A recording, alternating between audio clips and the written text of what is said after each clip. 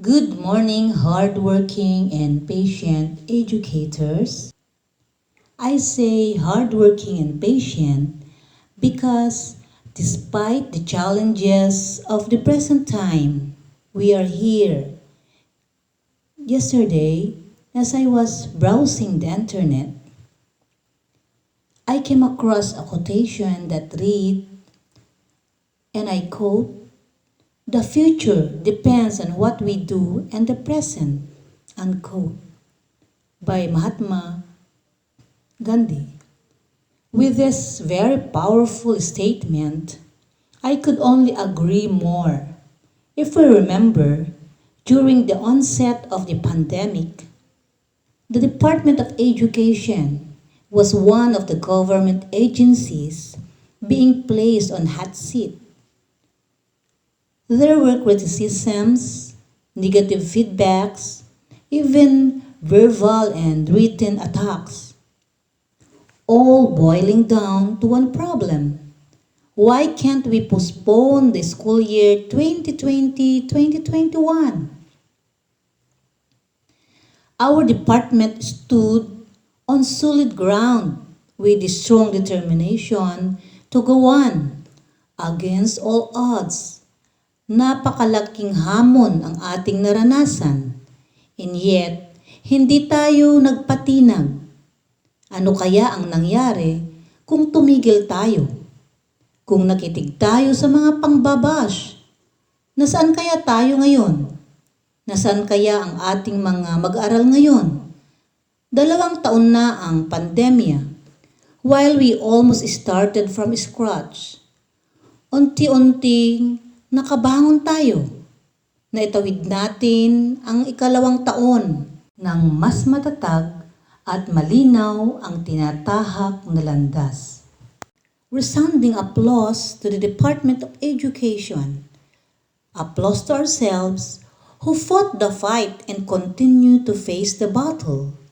Naniniwala ako na ang bawat balakid na nararanasan natin sa buhay ay nagbibigay ng pagkakataon upang mapabuti natin ang ating kalagayan. Our struggles in life develop our strengths.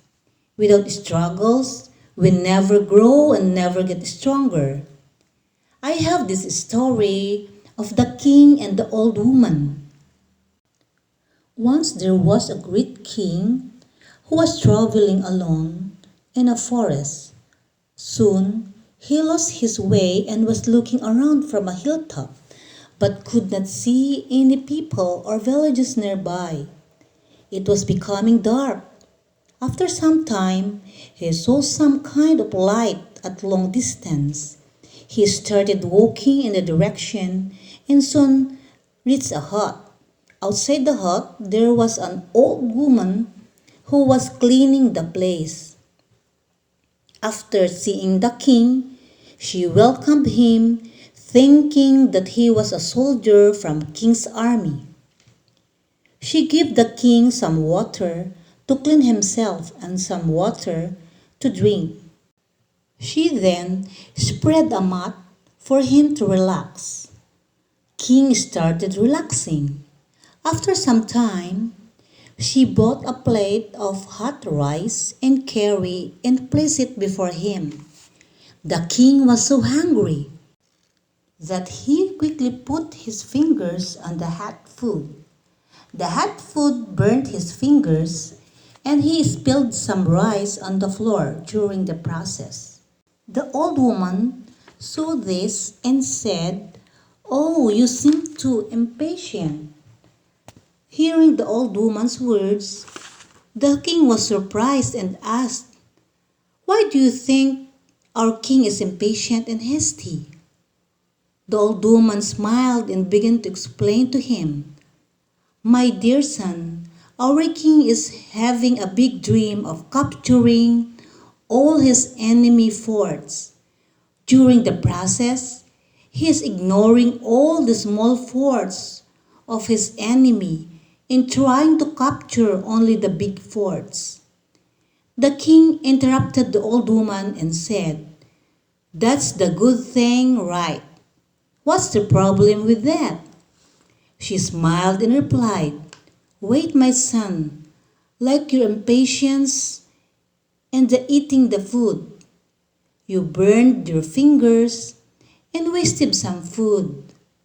In the same way, the king's impatience to defeat the enemies quickly, causing him the loss of men in his army, as well as a worry to him.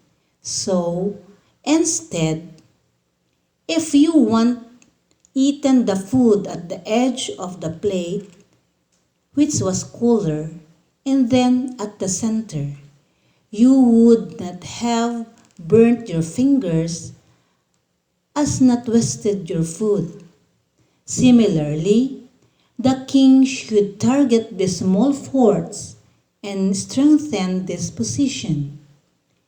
This will help him to capture the bigger forts without loss of men from his army. Hearing this, the king understood his mistake and realized that one should have patience and avoid making any haste in any situation. When you want to achieve something in life, first understand the process of what it takes to achieve it and work on it. Instead, if you are looking for quick results, you will become impatient and never achieve what you want in your life. Just like the advice of the old woman in the story. Kapag mayroon tayong nais makamit, huwag magmadali. Kailangan nating magtiyaga nang sa gayon ay maayos ang pagharap natin sa gawain at walang masayang na resources man o pagkakataon. Be patient. Ipagpatuloy natin ang pagtitiyaga, fellow teachers, fellow administrators, especially that we are shaping lives, the lives of the young and future generations. To end up, gusto kong mag-iwan ng napakagandang quotation from a great man, Abraham Lincoln. Ang sabi niya, "The best way to predict the future is to create it." Have a beautiful day, everyone.